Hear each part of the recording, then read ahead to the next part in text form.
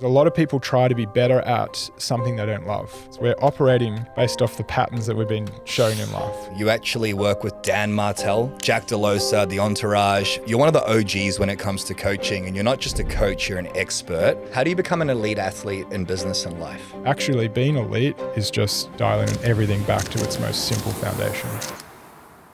What is burnout? How do we know if we're experiencing it? Because I think a lot of men are. Burnout's a fucking privilege. It means you're alive. How do we become an athlete who's built a life to win? You can boil winning down to you being better today than you were yesterday. You had a 12-year relationship, 4 years married that burnt to the ground. You had $30 to your name, but you've turned that pain into purpose. What is your story that led you to the success you have today with the people that you coach? Well, my story is...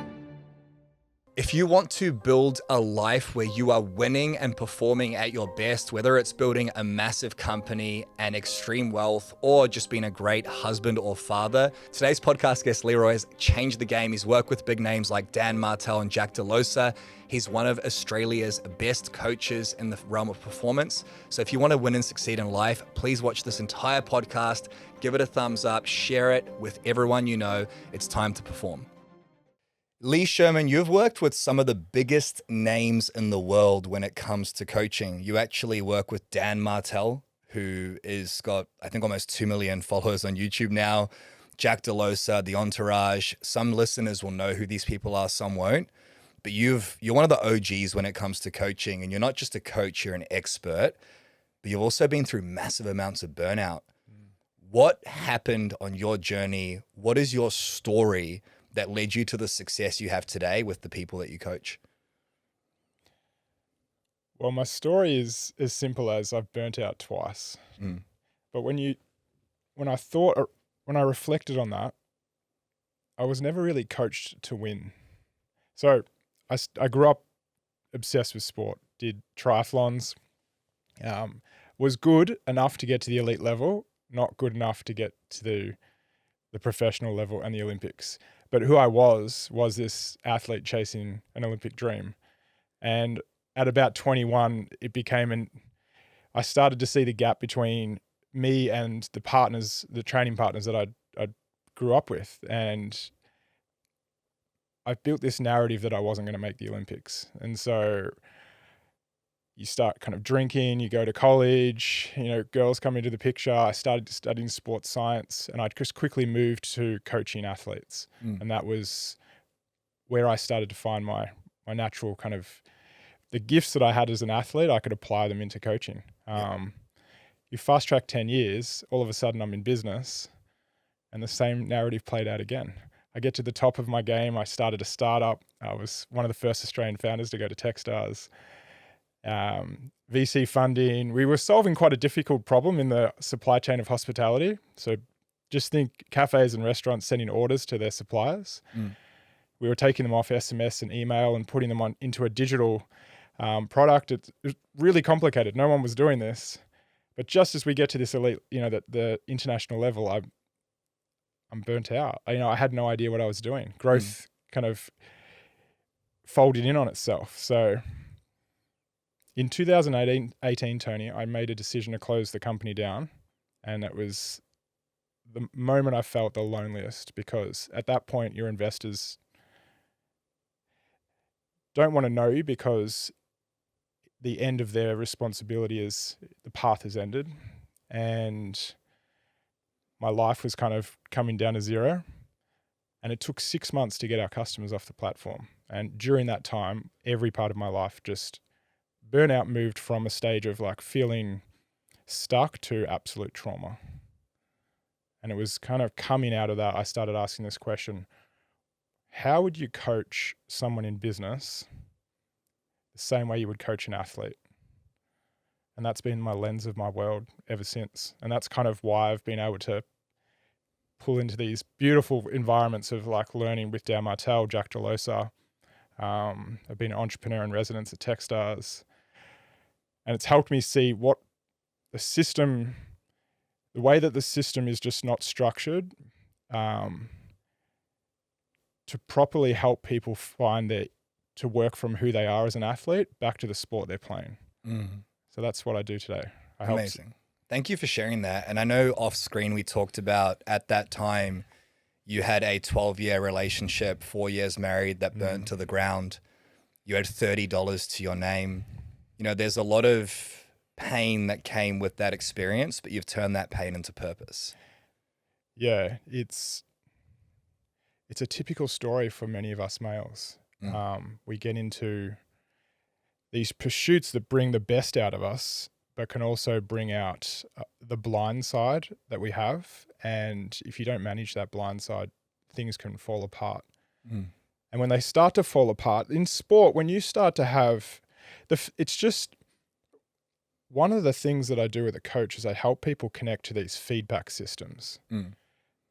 Now, what is a feedback system? What number podcast are we kind of coming in on here? 170, 165, something like that. It's been almost over 3 years. That's epic, man. Yeah. So 170, that's a feedback system. Other feedback systems are physiological, psychological. They're the feedback systems that athletes listen to more than the metric feedback systems. But in a lot of other areas of life, we disconnect from those really human feedback systems and we optimize for other feedback systems like, is my wife happy today? Are my kids healthy? And these are good feedback systems, but they're not necessarily in our control. And if you get too caught up in that world, you disconnect from your world, and it can boil down to zero very quickly. And many males experience this in different parts of their life. So let's dive into that topic. Burnout pretty much destroyed my life.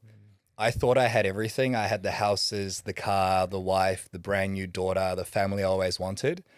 And my solution to that was work more. Provide for your family, be a man, put food on the table. So I spent 6 months grinding to the point where I was anxious, depressed, drinking every single day. And after 6 months of doing that, my wife, who I'm working so fucking hard for, pulls me aside and says, I can't do this anymore. She's got tears streaming down her face. And I'm so fucking angry at her because I'm burnt out and I'm doing it for you. Yeah. I didn't hear or see or feel any of these feedback loops, or maybe I did and I just wasn't aware. What are the signs of burnout? What is burnout? How do we know if we're experiencing it? Because I think a lot of men are. We can go really deep on this question because we typically only talk about burnout at this surface level. And that's what's hurting all of us. So I'm going to go deep, but I'm going to try to keep it simple. There's really two versions of life. There's the life we live right now, enjoying a podcast with yourself. And there's the life we are. And part of life is figuring out that we are life. If I am my hand, I am the sun. It's all the same thing. That is the reality, the only reality that you can boil life down to. The life we live is built on stories, and that's where the conscious and the subconscious start to play their role. And we've trained this subconscious way of living and our conscious mind ever since we're born. Now, you can't compete in life in the living aspect of life. Everything is what it is. There's no good, there's no bad. It's just, it is what it is. It's energy. This life we live, which is what we're all stuck in, particularly, it takes years to understand this. And usually burnout is this realization. It's like, what is this? I feel trapped. That is the life where we try to get things. We try to build relationships. We try to make money. Now, in those pursuits, you have to perform. So if you want to understand burnout, we should talk about it in the context of I'm choosing into that. And then what would need to be true for me to get the outcome that I want? So what would need to be true to have a wife that is happy and wants to live with me? What would need to be true to get to the Olympics? Once you start to form an idea on that, now you can start to align yourself to that objective. But there's always is my idea of how to get to the Olympics, that needs to be true? And am I doing what my plan says? But those are two variables. In sport, we kind of manage this process, right? Like if a 16-year-old athlete comes to me today and says, I want to go to the Olympics, I'm like, okay, great. My brain starts to profile them now. And I can profile them with data, like how good are they at a sport today? What sport are they going to compete at the Olympics? And what does that look like today in data? And now I can start to periodize how might we build this person into that athlete. There's lots of variables, but now it's a structured math equation. Life is like way more difficult. You can't do this with a marriage. What is my marriage today, and what do I want it to be? We can kind of have a guiding light, but you can't program your wife. You can't program your kids. There's so much more variables, and so Is that why we burn out? it's because we fight against that environment. Sometimes we try to control the wrong things. What do you mean by that?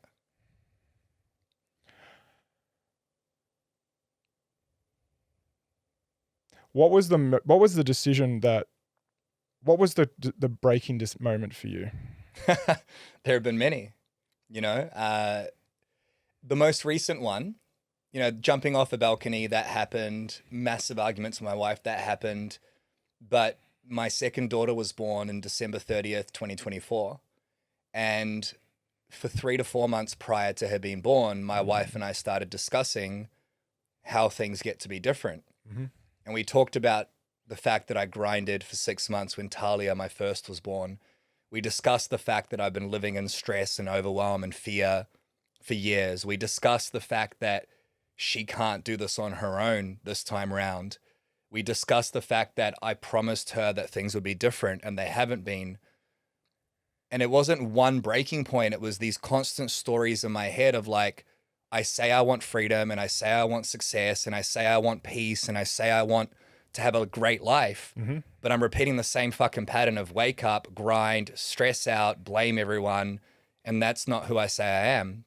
So a month prior to Kaya being born, I sat with myself in deep meditation and journal. I was like, enough is enough. So it's funny you mentioned what needs to be true. Well, what needed to be true? Stop focusing on what's not working. Get into a really good routine, build the business around my life. And I started to unravel what I'd created, which was my identity. Mm-hmm. And I started to create the life that I now have, which you've seen, living by the beach, working 3 hours a day in the business, having a team that runs it for me. But it wasn't one thing. It was a culmination of fucking 8 years of stress, chaos, and hating my life. 100%. Yeah. If you're getting value from this podcast episode, please do me a favor and hit that subscribe button and the bell icon. It allows us to reach more men, to keep more families together, and to give you more value with the guests that we get on board. So please do me a favor, hit subscribe, hit that bell icon so we can give you even more value. Tony, what you just mentioned is, all I was hearing is dimensions and principles. Mm-hmm. So you articulated what dimensions of your life are important. Yep. Your wife was in there, your kids are in there, your work was in there. These are dimensions. But then you said what you didn't want to experience going forward because you had the benefit or the hindsight of, I did this and this is not good, so I don't want to stand for that anymore. Yeah. These are principles.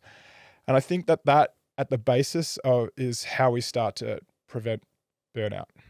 Is you have to be really clear on the dimensions of your life that are important to you. Mm-hmm. And it's easy to drift into certain dimensions and kind of years later ask yourself, like, why am I even here? Why am I in this job? Why am I building this specific company? I'm looking over there and I want to be doing that. Okay. Like these, you have to really question the dimensions of your life, because otherwise you can't get to the principle layer. Yes. How do I want to show up for that? And I think most people get pulled into these dimensions and we forget that we're in charge of how we want to show up in that world. But there's no point trying to fight showing up better in a dimension of your life that you don't want to be there. Yeah. And that's where a lot of this this feeling of, well, what the two feedback loops that are going to start to come up is your physiological and biological stress. Cortisol will go up, biological. Physiological, you'll start to have this restricted thinking pattern. But we don't listen to those biological, those two feedback layers, like I was saying. The athlete does. We look at, the money in the bank account, I was late for school, getting the kids to school. And so burnout is actually, I think burnout is a responsibility that we all have to take ownership of. It's not this thing that happens to us. It is us, and we have to assess what level of burn, and if you think of burn as just stress, resistance, what level am I willing to withstand in different areas of my life? Yeah. Because we have to struggle, and we have to handle resistance in many areas of life to get the thing we want. So it's a good thing, but if it can become a bad thing, and it's for us to decide when is it not a good thing. Yeah. Right? And back to your point around the idea of men who just like let it go for years and years and years. Yeah.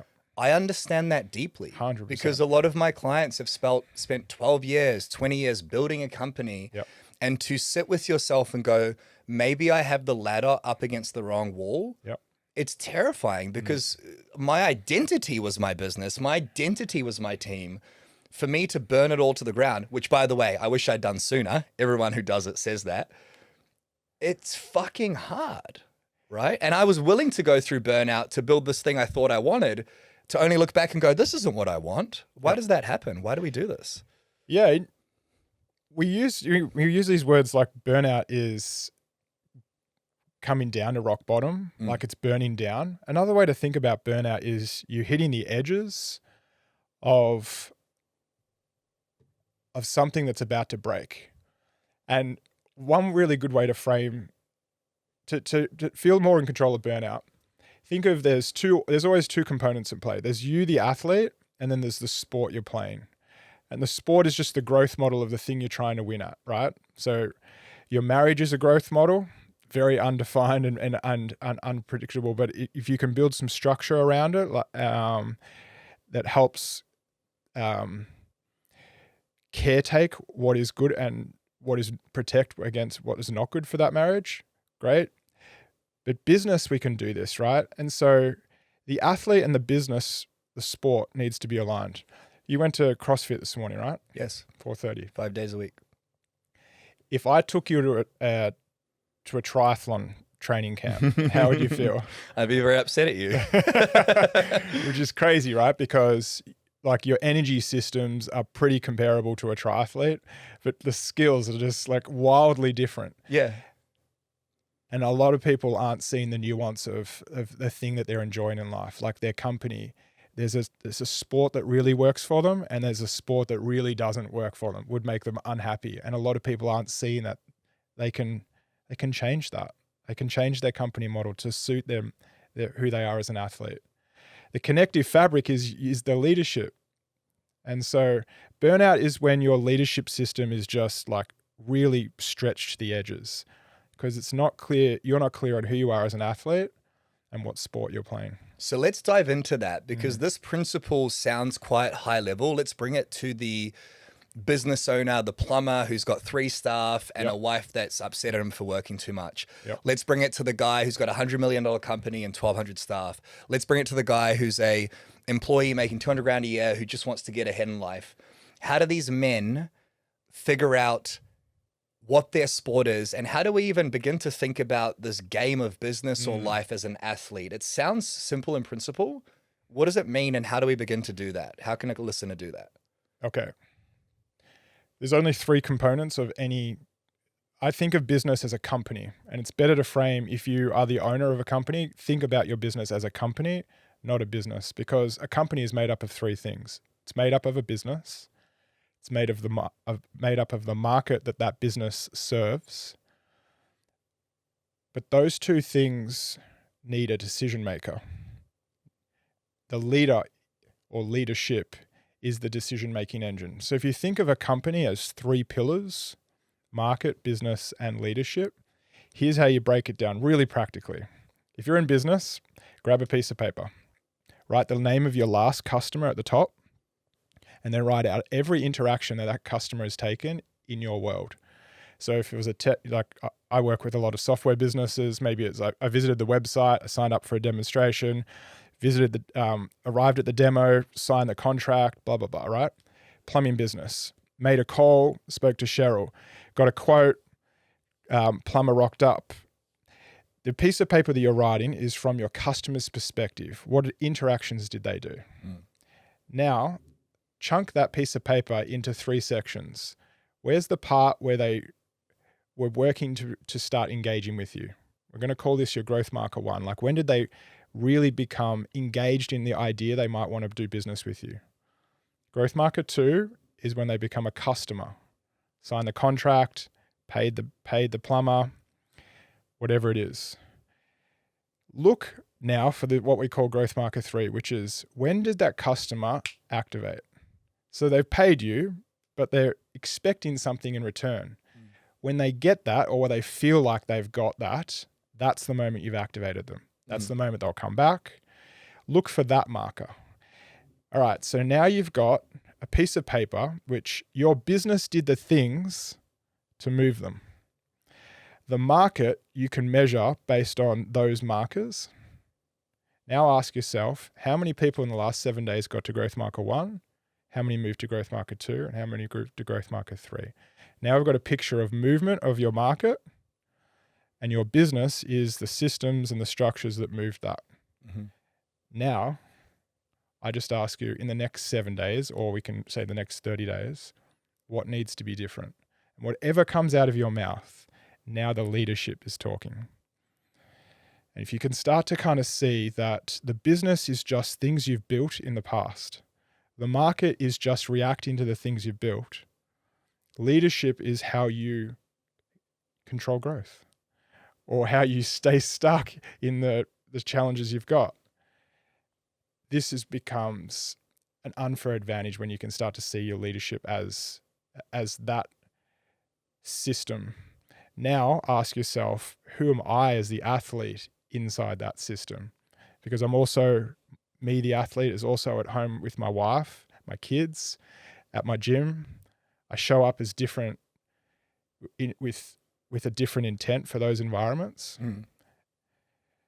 So not only is your leadership system inside a company the thing that actually grows your company, it's limited by the athlete or the athletes that hold those leadership positions. That makes a lot of sense. And I love the way you tied it back together, because when I think about my journey, I had 8 years of the same problems in my business. Yep. So the business had the systems and processes and people, and it had the funnel or the flow of people coming through it. Yep. And I changed a bunch of stuff, but it just was. Yep. And then the market would react to that. We made a lot of sales, we didn't, but the leadership was really the limiter.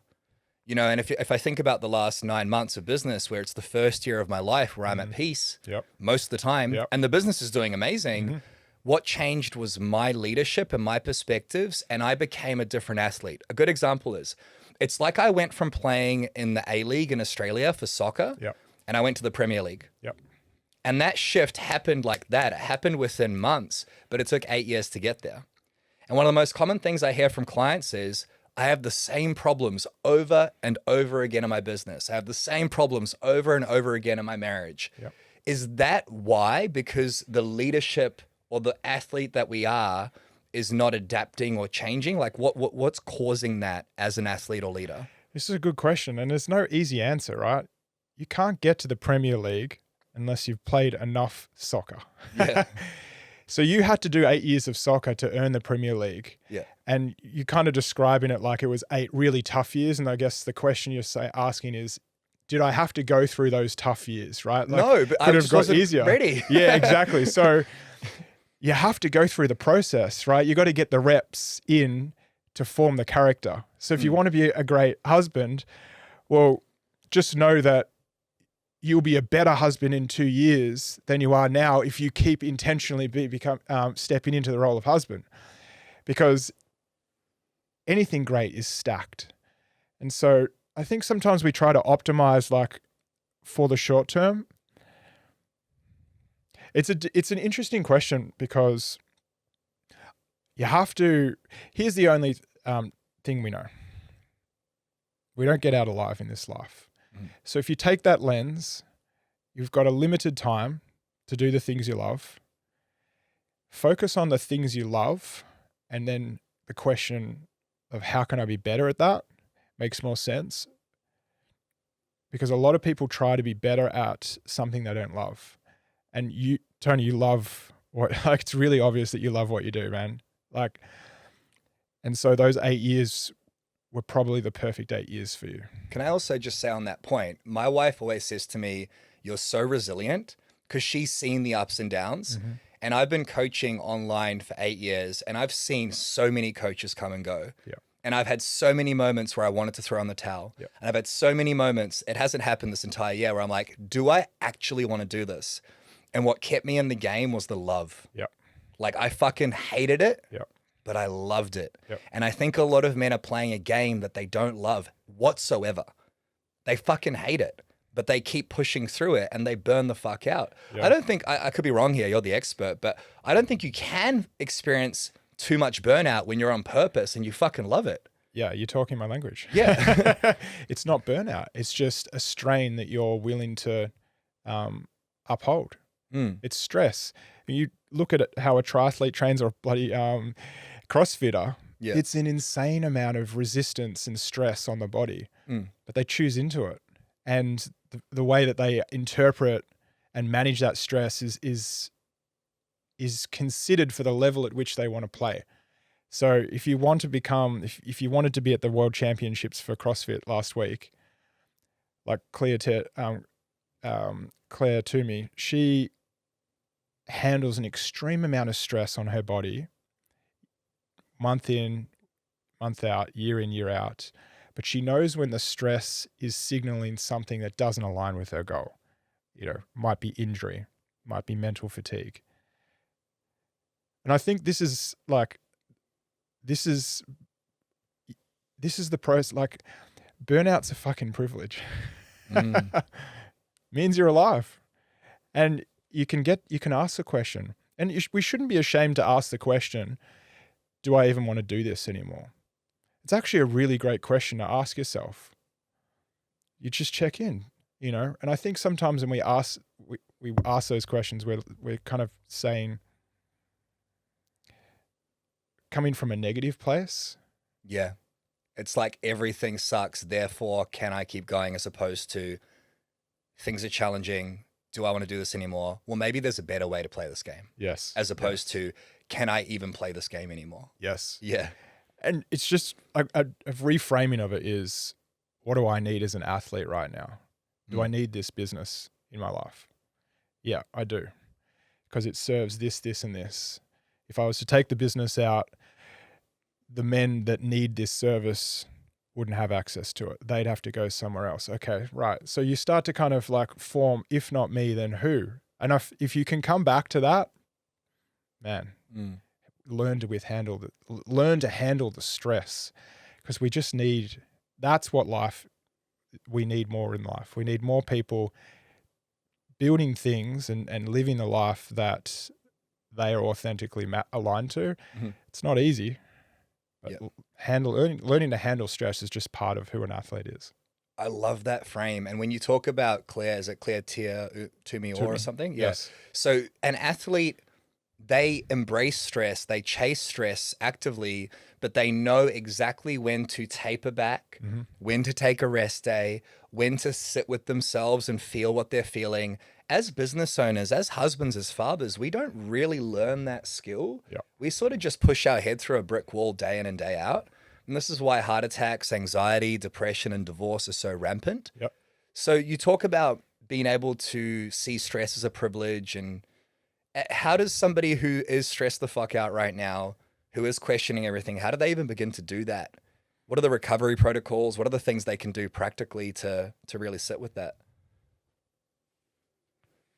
I'm going to answer this question from a different lens. So there's 3 layers to performance, right? In any area, whether it's your relationships or your business. There's the sport itself, There's the way that you lead inside that sport, and there's you as the athlete in that sport. So your growth model, your leadership system, and the code of you as an athlete. If you are feeling a sense of stress, spend more time at the code level than the sport itself. What do you mean by the code level? Yeah, just start to ask, like, what does this showing up for this thing, whether it's my work or my wife or whoever, what does that mean for me? Mm-hmm. Like, build a relationship with the dimensions of your life. Start to understand the code that is driving you, because our code is like mainly subconscious. All the stories we've built our life on have been programmed into us. We're operating based off the patterns that we've been shown in life. Mm-hmm. The degree to which we control or consciously guide this life is very minimal. We're just a pattern of who we are, which is why you and I have kids. We're trying to create an environment that creates beautiful patterns. But particularly if you're kind of 35 or older right now, this science, what we know now, wasn't around when we were young. So it's better to sit and ask, who am I as an athlete? Just figure out the dimensions of your life that are important, and then look at the sport, those dimensions that you're putting yourself into, and just see if that sport is right for that. So if I'm a business owner, okay, now, and I want to be a business owner, it's important to me. It's what gives me flexibility with my family, gives me financial stability. Okay. But I feel stressed. Okay, well, let's look at the sport itself, the construct. Does it bring the best athlete version of me out? Like you and I were talking about how we've structured our businesses and how I'm kind of iterating on a new way to take my product to market. We're in the same game, but we approach that game very differently. Yeah. So as an example of the dimensions in Empowered Man, it's body, mind, balance, and wealth. Your body is your energy, your sleep, your hydration, your fitness, your physical being. Your mind is the narrative and stories and words in your head, and the emotions that come through you and from those thoughts. Your balance is your relationships with your wife, your partner, your children. And then your wealth is cash, business, investments, taxes, etc. So those are the core dimensions. When you talk about the game, the athlete, and the code, an example I can see for a business owner is, my code is I need to work hard for my family. Mm-hmm. Therefore, my game is marketing, sales, etc. But then the code for body for a lot of men is I don't have time to train. So then the game of training or eating well goes out the window. Is that what you mean by code versus athlete versus game in those dimensions? Yeah. So code, leadership, game. Okay. Athlete code at the top. Yeah. Your code are your laws. So if you think you don't have time to do something, that's the law you've just created for the way you live life. And the way you play the game. Correct. Yes. Yeah. So the athlete laws are like math. They'll always play out the way that the math equation's set. You can't fight laws. So it's better to understand what laws are driving you, iterate and change those laws if they aren't serving you, because we have the capacity to do that, right? You write the laws, no one else. Absolutely. Yeah. At the leadership layer, these are just policies. But let's go down to the sport itself. The sport is built on principles. Like, we've got to engage the market. We've got to close them, make the sale.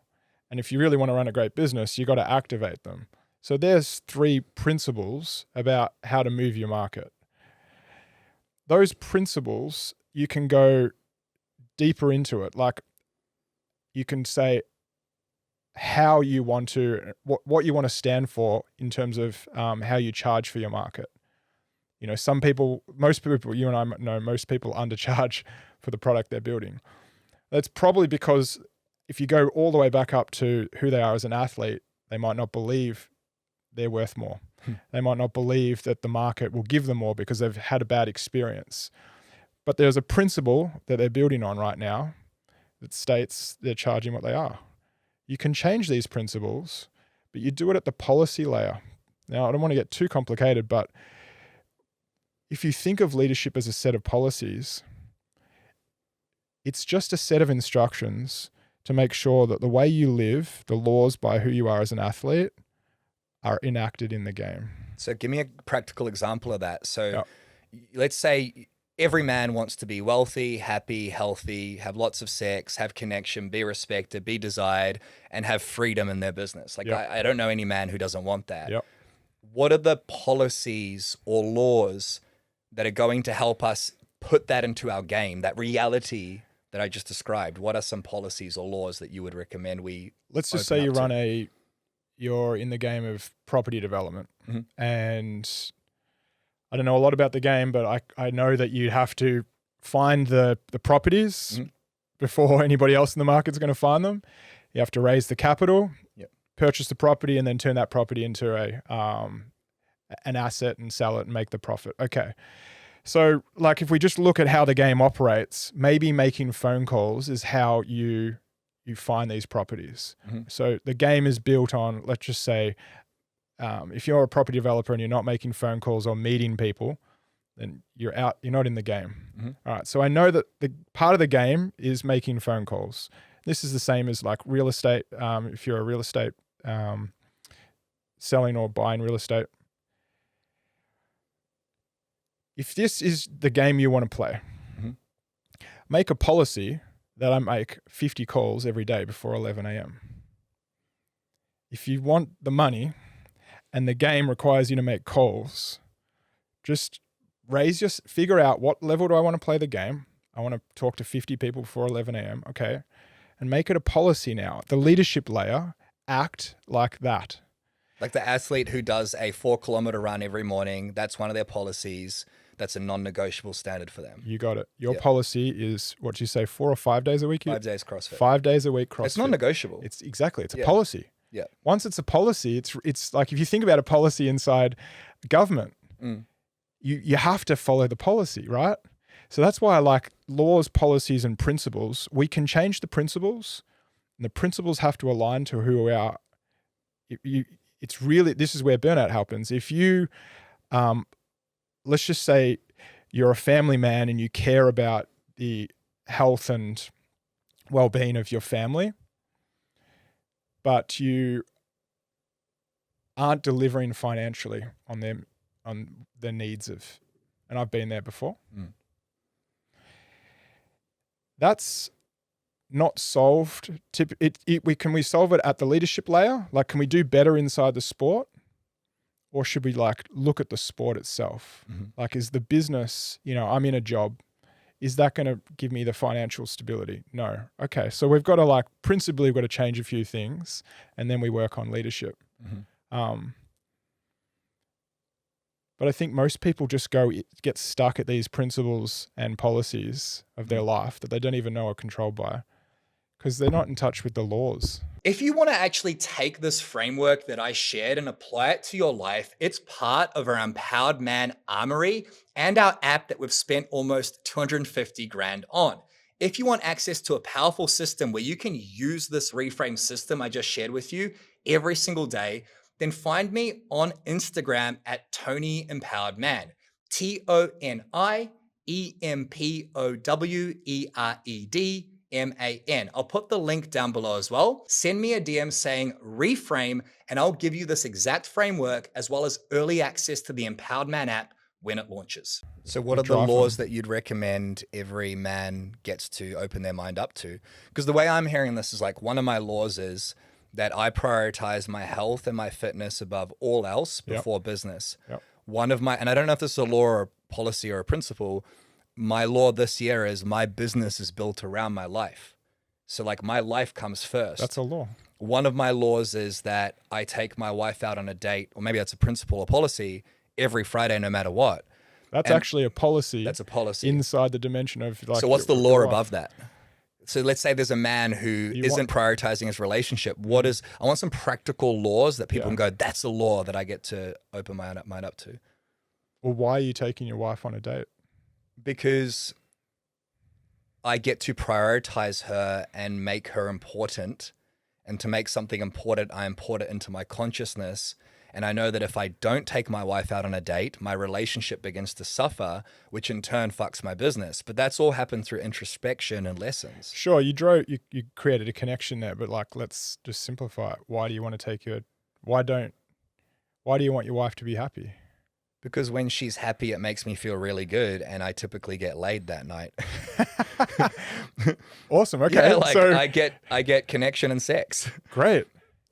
So that's the dimension of your relationship that you're just starting to understand, like what the dimension of that relationship is. Yeah. And to keep that dimension a certain way, you have to act a certain way.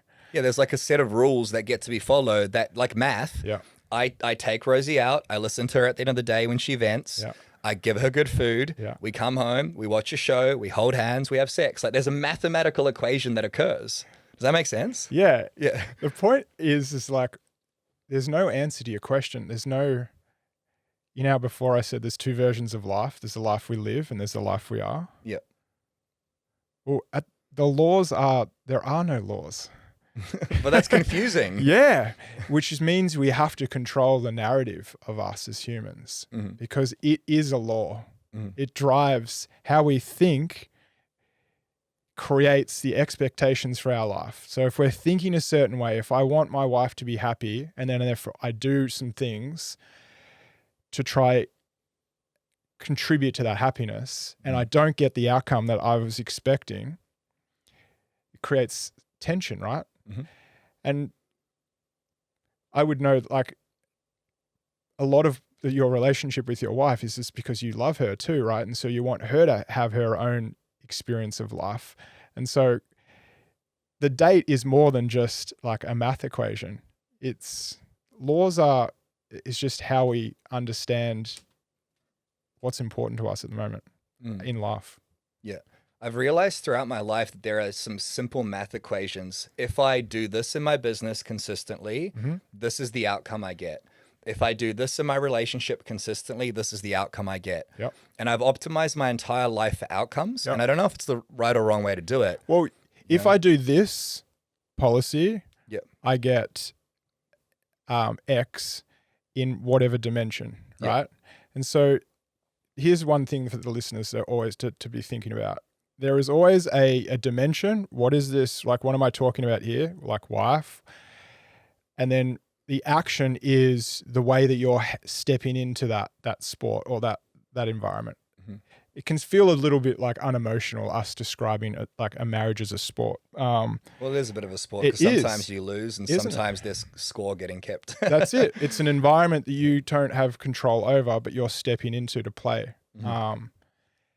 But when your wife feels you stepping in to play, that your marriage is good. Because a lot of it is us thinking we're stepping in, doing some stuff. We're not really seeing the sport from both sides. How do you become an elite athlete in business and life?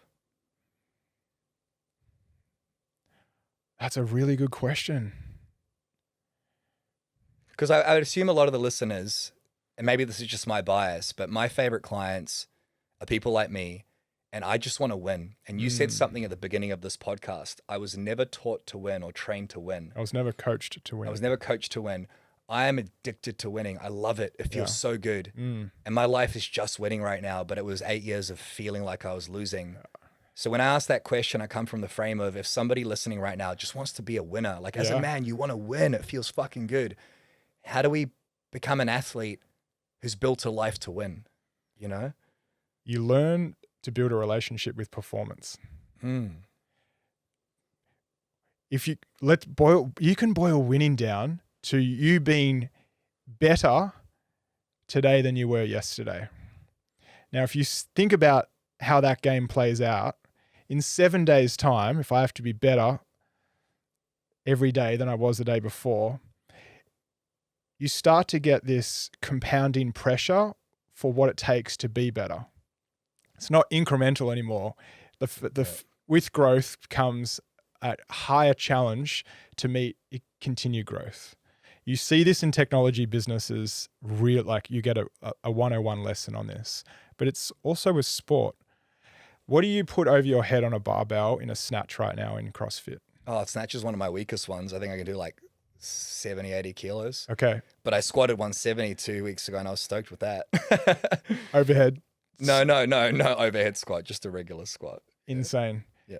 What did they do at the CrossFit Games last Dude, week? we were talking about this. Like there was somebody clean and jerking 150 at our gym. I think I can do like 60, and then that makes me want to perform because I see it and I'm not jealous, but I'm like, I want that. Yeah. Because you mentioned performance, like I want to perform. Yeah. Yeah. So a better way to think about winning is I want to perform. That's winning. That's actually the manifestation of winning. I love that. And the question is well, how far do you want to push the performance? To the limit. Yeah. World class. And so to do that, you have to build a relationship with performance, because the amateur will break because they are just focused on the outcome, not the process. So if you're snatching, what did you say, 60? 70, I think. 70, Yeah, ridiculous. it's not much. Okay, like I can barely get there. Like the snatch technique is such a complex skill set. Just for anyone listening right now, like imagine 70 kilos on a barbell. You have to lift it off the ground, put it over your head, and then squat down to the ground with it over your head. And it's fucking hard. Yeah, it's built up on so many components that if you get one of the early components wrong, it's almost inevitable you won't be able to get to the end outcome. Sounds like business. Isn't it? Yeah. So now performance is like, let's break down the components. Let's build our capacity at each of the components. And if you do this, the professional, let's just say the squat is part of the component of doing a snatch. Well, we might not necessarily train it in the snatch. We might go over to the rack and do some seated squats. Mm-hmm. So the way that you look at training different components, if you're intentional about that, that's being elite. The amateur isn't intentional about the components of performance. So to break this down even further, you're a provider, career or business owner, you're a husband, you're a father. Instead of looking at it as it's hard, or I'm stressed, or I don't know what to do, or I can't figure it out, you, as an athlete, look at the elements of that dimension and go, what parts or what components can I work on? Okay, cool. I'm going to become elite at marketing. I'm going to become elite at sales. And over a long enough time period, that performance helps you become elite across all areas. And that way you start winning. Is that what you're saying? Yeah, you build this identity with being in control of performance. You and I know that, like, once you've been in business for a long enough, and this is why it goes back to the story of you did 8 years of what felt like extreme challenge, and then it changed with a decision. Well, it's 8 years of learning what it takes to own the game. And I use that phrase because it's your game. You have to take ownership. The difference between a pro and an amateur is the pro is completely owning their everything. The amateur is leaving it up to others to impress upon them what they should do. And that will get you to the elite level, but it doesn't get you to the professional level. And I've experienced that twice. And so part of what I do with my athletes now, my founders and CEOs, is I teach them to not have a reliance on me. I'm coaching myself out of a job at every level. And if I do this right, they get to the next level feeling wildly underprepared for that next level. Imposter syndrome kicks in because we're at a new level. We don't know what it takes to win at this level. And I'm not getting them to hire me back because they need me for that level. I'm getting them to hire me back because they want to work on the specific components of that level intentionally. Amazing. So if we look at life from this frame of getting to the next level, performing in different components of the current level, and it's just this constant game of elevation, what's the cap? Like, where does it end? When you stop breathing. So it's just this constant game of evolution, growth, expansion, which I believe as a man is like what we're here for. Physically, 100%. We expand, we spread our seed, we orgasm inside of a woman, and we create expansion, expansion in business, in body, in mind, in relationships. Like, that's the game. It is. Yeah. So I quit triathlons at 21, but it was 20 where I started to build this idea that I couldn't make the Olympics. Mm-hmm. And at 25, so I worked with a bunch of people who brought kind of kettlebells to Australia, basically. I worked with this company or alongside this company called Iron Edge, and a lot of my best mates were heavily part of this kind of mixed implement training coming to Australia. And so I started getting into, lifting sandbags and kettlebells and pushing sleds like in 2005. And this is really early on. And I realized, holy shit, Tony, I'm strong. At 25, I got really strong. And I realized if I had kept going for 4 years, if I had kept my swimming up, if I had kept developing my run, because I was a terrible runner, and had been consistent with my bike, there's no reason why I couldn't start to easily compete as a professional triathlete on the global scale. But it was the 4 years that I was out of the sport. It made that absolutely impossible. Mm-hmm. You don't understand what you're capable of until time teaches you, gives you this reflection of capability. And so it's our duty to stay in the sport until we stop breathing, whatever sport that is. And we can do lots of different things, but performance doesn't have an end game. Performance is like, I think we should embrace our duty to continue to be better until we don't have that opportunity anymore. But that's how you have fulfillment. Like I've had this frame for a while: when you're not growing, you're dying. Yep. And I think it put a lot of stress on me.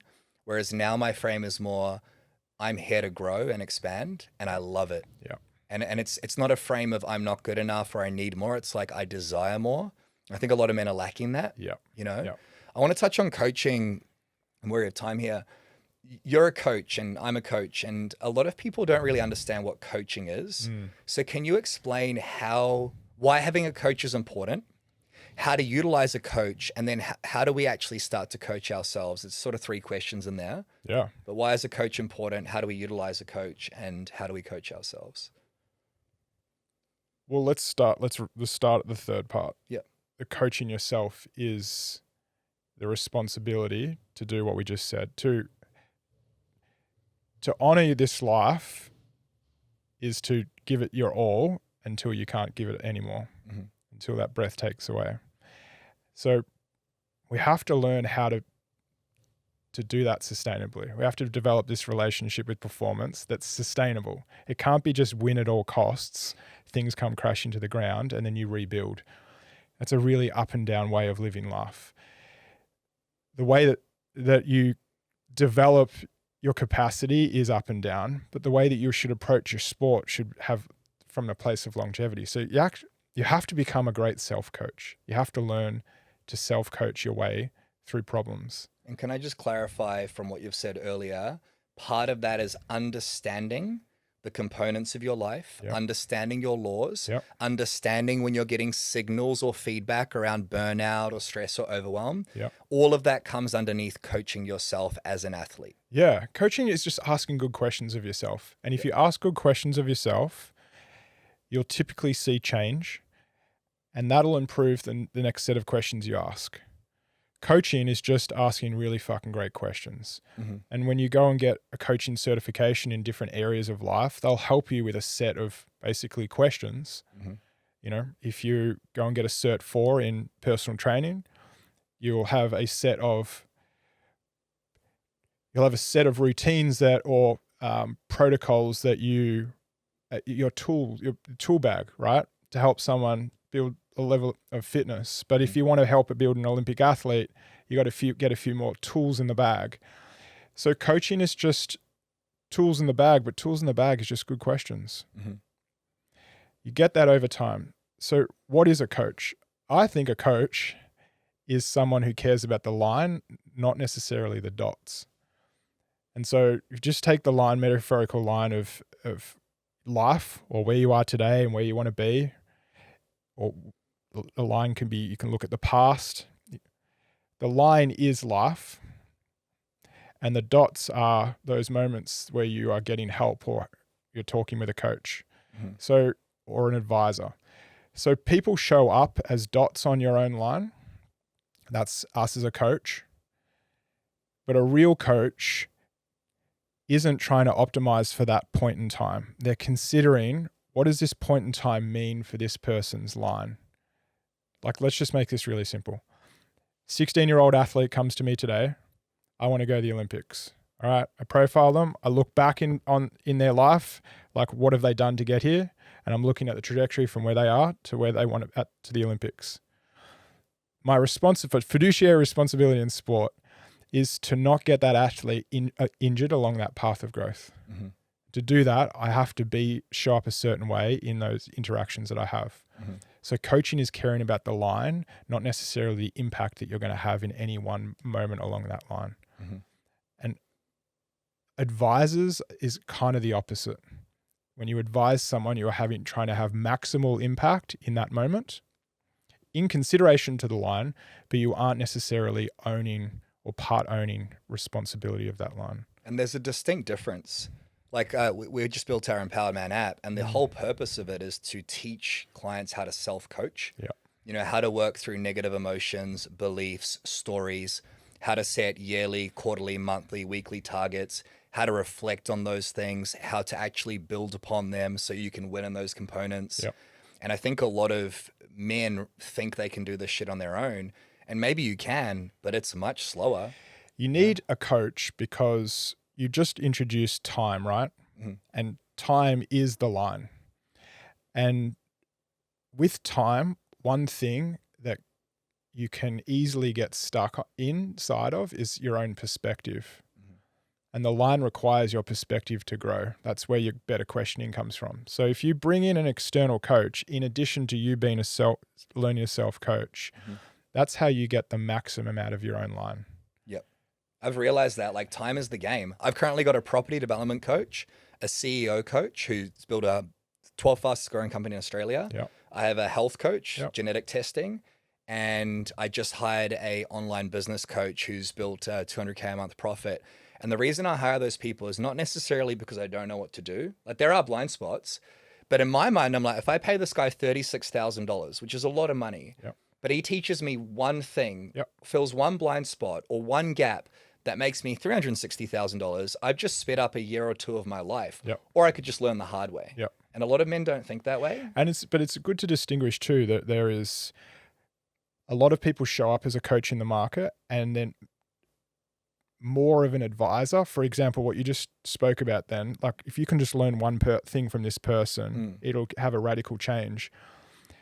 Incredible, right? Whether you call them a coach or advisor doesn't really matter, but you also need to put yourself in environments that will help nurture that.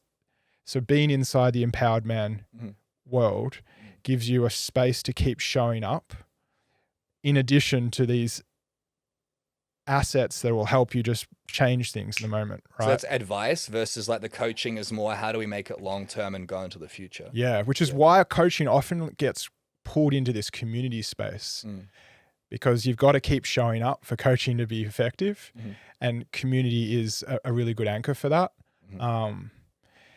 But you need it all. And you usually find your community when you start to embrace coaching. I love that. Now, mindful of time here, we'll have to do a part 2.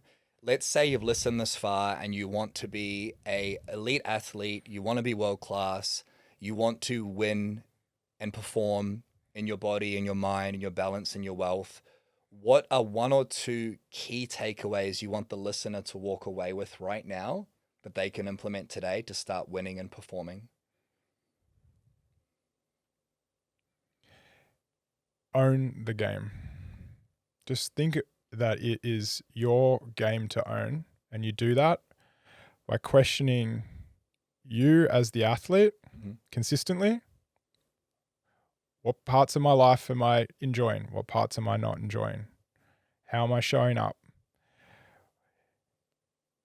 Constantly and consistently question who you are as the athlete, with no attachment to what other people should be giving you back for that. This is just pure self-ownership. And then question of the most important dimensions in your life, have a look at the actual sport. not the leadership layer, but just look at the sport for what it is. Just see the simplicity. Just look at the goals. Like what I love about sport is if I show you the lines of a basketball court right now, you know exactly what to do. Right. We've got to play within those lines. We've got to put the ball in the hoop. If we can't do that, we're not going to have a great success.